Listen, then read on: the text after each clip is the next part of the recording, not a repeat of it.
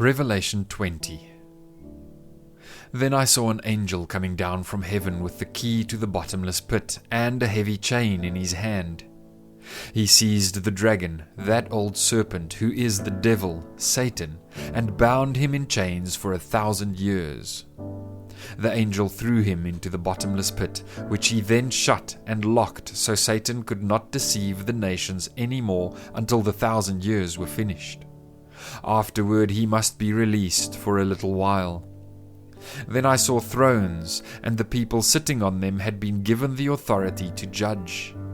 And I saw the souls of those who had been beheaded for their testimony about Jesus and for proclaiming the word of God. They had not worshipped the beast or his statue, nor accepted his mark on their foreheads or their hands.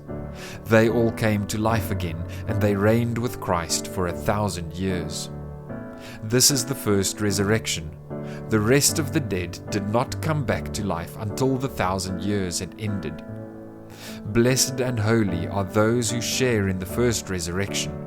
For them the second death holds no power, but they will be priests of God and of Christ, and will reign with him 1,000 years. When the 1,000 years come to an end, Satan will be let out of his prison.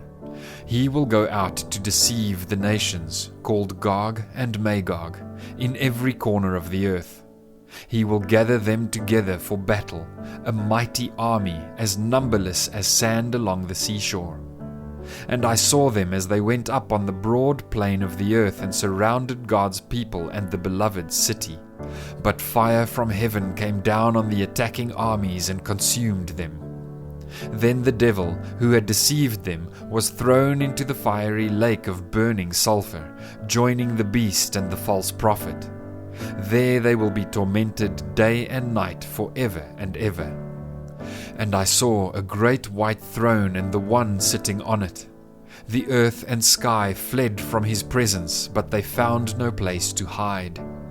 I saw the dead, both great and small, standing before God's throne.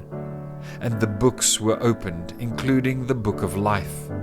And the dead were judged according to what they had done, as recorded in the books. The sea gave up its dead, and death and the grave gave up their dead. And all were judged according to their deeds. Then death and the grave were thrown into the lake of fire.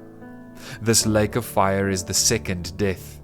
And anyone whose name was not found recorded in the book of life was thrown into the lake of fire.